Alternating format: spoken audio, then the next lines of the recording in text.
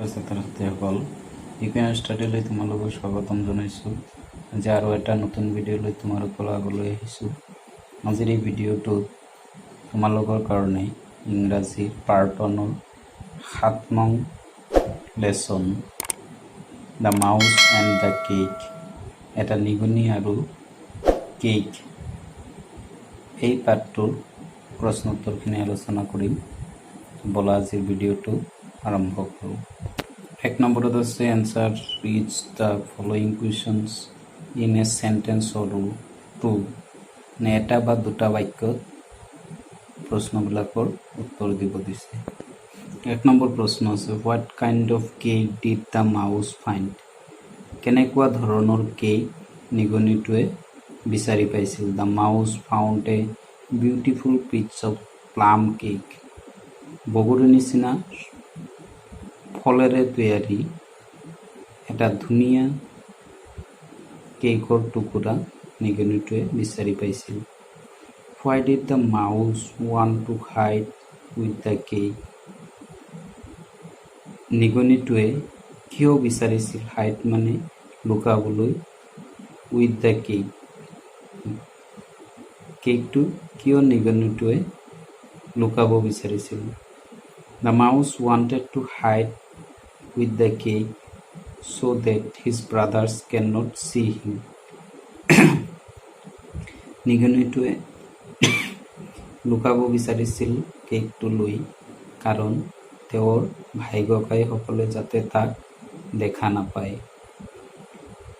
How did the mouse eat the cake, নিগনিটোৱে কিয় কেকটো খাই পেলাইছিল। The mouse how, কিয় নহয়, কেনেকৈ খাই পেলাইছিল। The mouse nibbled and panted but still gulped down all the cake. The mouse nibbled, নিগনিটোৱে লাহে লাহে, and panted but, আৰু জোৰেৰে উশাহ লৈছিল, লাহে লাহে খাইছিল কিন্তু জোৰেৰে উশাহ লৈছিল। and still gulped down all the cake, আৰু লাহে লাহে খাই খাই তেওঁ কি কৰিছিল, গোটেইখিনি কেক খাই পেলাইছিল। Why did the mouse become unwell, নিগনিটোৱে নিজকে কিয় অস্বস্তি অনুভৱ কৰিছিল। The mouse became unwell because of overeating the whole cake, নিগনিটোৱে নিজকে অস্বস্তি অনুভৱ কৰিছিল কাৰণ তেওঁ গোটেইখিনি কেক খাই পেলাই তেওঁ কি হৈছিল, অভাৰইটিং মানে বদহজম হৈছিল। What did the doctor tell the mouse, ডক্তৰজনে নিগনিটোক কি কৈছিল। The doctor told the mouse that if he had divided the cake with others, it would be no harm but to help for them, ডক্তৰজনে কৈছিল নিগনিটোক যে যদি তেওঁ এই কেকটো বেলেগ যিসকল আছিল সেইসকলৰ লগত যদি ভগাই খালেহেঁতেন তেনেহ'লে তেওঁৰ কোনো ক্ষতি নহ'ল হয় আৰু বেলেগ সিহঁতৰো উপকাৰ হ'ল হয়, সহায় হ'ল হয়। What is the lesson you learned from the poem, এই কবিতাটোৰ পৰা তোমালোকে কি নীতি শিক্ষা পালা। The lesson learned from the poem is one should always share things, being too greedy can be fatal, এই পাঠটোৰ পৰা এই নীতি শিক্ষা, কবিতাটোৰ পৰা এই নীতি শিক্ষা পোৱা যায় যে এজনে সদায় বস্তু ভগাই খাব লাগে, যদি ভগাই নাখাই পেলাই লোভীয়া মনোভাৱেৰে যদি খোৱা হয় তেনেহ'লে সেইটোৰ পৰা বিপদ হয়।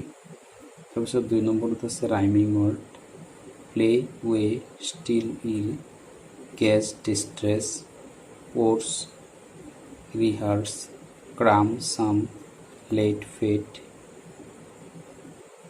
ব্ৰেদাৰ্ছ, আদাৰ্ছ। তাৰপিছত 2 নম্বৰত আছিল the B is crumb is silent,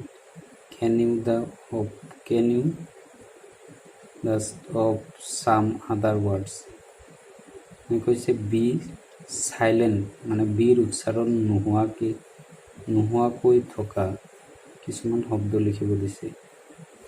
ওম, টম, মাম, থাম এইবিলাকত বিৰ উচ্চাৰণ নহয়।